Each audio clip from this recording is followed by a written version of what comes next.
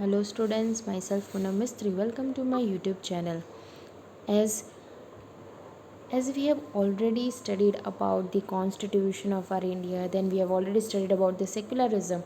Now today we are moving further to the third chapter of political science, that is why do we need a parliament. Now हमने constitution के बारे में देखा, we have studied about the secularism that it is necessary, but now we are going to study कि parliament क्यों नेसेसरी है, why do we need parliament, parliament की ज़रूरत क्या है, तो उसके बारे में हम पढ़ेंगे. तो let's start the chapter. Now उसमें पहला टॉपिक ही है, but before jumping directly to the topic let's talk about the introduction part. That we already know that India is a democratic country. Now here we will see that अगर constitution बना है, अगर government form हुई है, तो parliament is necessary, क्योंकि parliament अगर होगा तो उसमें Rajya Sabha Lok Sabha we already know two houses of parliament are there, they will decide. तो उसके बारे में हम पढ़ेंगे. देखो हमें वैसे भी पहले पता है दैट इंडिया को 15 अगस्त को इंडिपेंडेंस मिल गया था, and before that we faced a lot of struggles and many other things. Then ये स्ट्रगल में बहुत सारे people they joined, they helped us for the independence, right, मतलब फॉर द फ्रीडम ऑल्सो.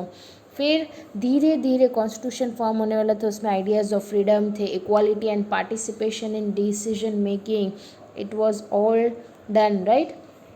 फिर ऑलरेडी हमें ये भी पता है कि जब कॉलोनियल रूल चल रहा था तो द पीपल जो थे they were living in fear, like किसका फियर था, किसका डर था, तो ब्रिटिश गवर्नमेंट का डर था.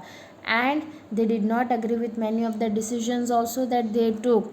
हम जो डिसीजन लेते थे वो नहीं मानते थे, और वो जो डिसीजन लेते थे हम नहीं मानते थे. So in that many problems arrived. But ये सारे प्रॉब्लम्स को फेस करने के बाद, इतने स्ट्रगल के बाद भी फाइनली हमें फ्रीडम मिल गया था, राइट. नेशनलिस्ट पीपल जो थे, नेशनलिस्ट पीपल किसको बोलते हैं generally, feeling towards one country, वो नेशनलिज्म है, राइट. फिर धीरे धीरे पीपल की यूनिटी के साथ हमने ब्रिटिश गवर्नमेंट के अगेंस्ट फाइट किया, and finally we got independence, right.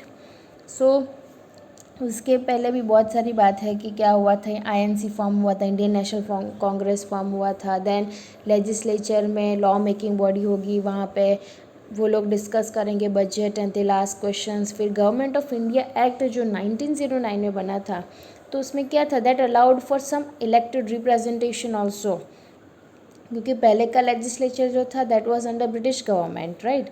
But after that we have already studied के जो कॉन्स्टिट्यूशन फॉर्म हुआ था, पीपल ने स्ट्रगल किया था, so India would be able to participate in making decision. So independence आते आते हम एक ऐसे सिटीज़न बन गए, सिटीज़न ऑफ फ्री कंट्री, जहाँ पे कोई रूल नहीं करेगा एंड जहाँ पे गवर्नमेंट होगा. फिर जो ड्रीम्स और एस्पिरेशंस थे of the freedom struggle were made concrete in the constitution of independent India, जिससे principle of universal adult franchise, that is all the adult citizens of the country, they have the right to vote. फिर जो decision of the people जो है अब matter करता है एक democratic country में, because a democratic government is run by the consent, approval and participation. Democratic government किससे चलती है, कंसर्न से. किसके कंसर्न से, अप्रूवल से. तो किससे, पीपल के. Participation of people, the people in a democracy are the citizens. Democracy के जो पीपल है डेमोक्रेटिक कंट्री में, they are the citizens and integral part, they are only the important part of any democracy. और यही people few members को, few candidates को elect करते हैं, और उसमें से वो लोग पार्लियामेंट में स्टैंड करते, मतलब उनका स्टैंड होता है, जहाँ पे they on behalf of us, on behalf of the common people, they will raise their voice. Now people and their representatives, the take-off point for a democracy is the idea of concern, जैसे हमने बोला कि desire, approval and participation of people is necessary. और जो people का जो decision है, it creates a democratic government and it decides functioning के बारे में decision लेना, वो भी सब उनका काम. अब इसमें बेसिक आइडिया जो है डेमोक्रेसी की इज़ दैट कि इंडिविजुअल या तो सिटीज़न जो है वो बहुत इम्पॉर्टेंट पर्सन है, and In principle, the government as well as other public institutions need to have the trust of the citizen. Government हो, पब्लिक इंस्टीट्यूशंस हो, उनको ये सिटीज़न को ट्रस्ट करना ही पड़ेगा. Then only it is possible to run everything properly. अब एक इंडिविजुअल कैसे गवर्नमेंट को अप्रूवल दे सकता है कि यस कि मैं मेरा काम जो है मैं बहुत अच्छे से करूँगा या करूँगी, right? how he can give trust to the government? So one way of doing so is through election. कि इलेक्शन से क्या होगा कि ये पीपल चाहते हैं कि अच्छा ये पर्सन को हम इलेक्ट करें, तो पीपल के थ्रू वो कैंडिडेट को हम इलेक्ट करेंगे तो फिर वो कैंडिडेट अच्छे से काम कर पाएगा. People would elect their representatives to the parliament, then one group from among this elected representatives forms the government. People elect करेंगे और उसमें से जो एक फॉर्म जो मेजोरिटी मिलती है जो गवर्नमेंट फॉर्म करेगा वो लोग फिर अच्छे से पूरे कंट्री को चलाएंगे. And the parliament which is made up of all representatives together controls and guides the government. और ये पार्लियामेंट क्या है जो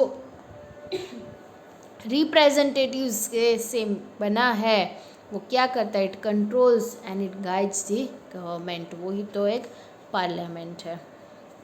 okay, next is the role of the parliament. अब हमने उसके बारे में तो पढ़ लिया. अब पार्लियामेंट का रोल क्या है ऑलरेडी पता है कि आफ्टर 1947 कॉन्स्टिट्यूशन फॉर्म हो रहा था, फिर पार्लियामेंट और वो सब बना. इंडियन पार्लियामेंट जो it is an expression of the faith कि पीपल ऑफ इंडिया हैव, उनके पास क्या principles of democracy. So, Indian Parliament is an expression of the faith that the people of India have in principles of democracy. The Parliament in the Indian system has immense powers. हमारे जो parliament है उनके पास ज़्यादा powers है as it is the representative of the people. Common people से ज़्यादा powers है because common people ने ही उनको इलेक्ट किया है, तो they are having immense powers, they are having many powers. Elections to the parliament are held in a similar manner as they are for the state legislature.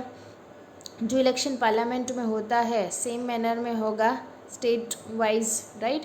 And Lok Sabha में already पता है it is elected once every 5 years.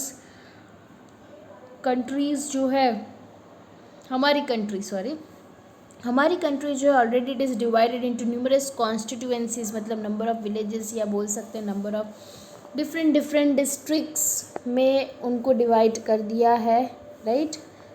और उसके basis पे हर एक constituencies जो है वो एक पर्सन को इलेक्ट करता है पार्लियामेंट के लिए. और जो कैंडिडेट इलेक्शन कंटेस्ट करता है वो डिफरेंट पॉलिटिकल पार्टी से बिलोंग करेगा. बहुत सारी पॉलिटिकल पार्टीज़ है जो नेशनल लेवल पे भी है, स्टेट पार्टीज़ भी है. नेशनल पार्टीज़ की बात करें तो बीजेपी है, that is Bharatiya Janata party. Then हमें ऑलरेडी पता है कांग्रेस पार्टी जो है वो Indian National Congress, INC, NCP. INC Indian National Congress, NCP Nationalist Congress party.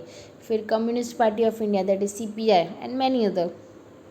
State parties की बात करें तो दैट इज़ आम आदमी पार्टी जो दिल्ली में है, जो हर जगह पे नहीं होती है, राइट? फिर हम बात करें तो दूसरी शिवसेना जो है जो सिर्फ बॉम्बे में ही है, मुंबई में. सो ये स्टेट पार्टीज़ है जो सिर्फ स्टेट लेवल पे ही चलती है. हर एक स्टेट की अलग अलग दूसरी पार्टी हो सकती है. So that was all about the role of the parliament. Then अगर स्टेट पार्टीज़ की हम बात करें तो लोक जनशक्ति पार्टी, राष्ट्रीय जनता दल, समाजवादी पार्टी, तेलंगाना राष्ट्र समिति, तो ये तेलंगाना के खुद की होगी, Telugu Desam. Then other regional parties are also 7. Then registered unrecognised parties जो है जो हमें पता ही नहीं, दैट आर 16. एंड इंडिपेंडेंट पार्टीज़ जो है दैट आर स्टिल 3. मतलब बहुत सारी ऐसी पार्टीज़ है. And among this elections are held, और उसमें से जिसको मेजोरिटी मिलती है तो they form the government and they run the country smoothly, तो उनसे गवर्नमेंट फॉर्म होती है. So this was the role of the government that we have studied. Now in the next part we are going to study about the functions, that how it functions, क्या सब procedure है, कैसे functioning उसका पूरा होता है. That we will study in the next part of the chapter. If you have any doubt then you can ask. I hope you have enjoyed watching my video. Thank you for watching my video.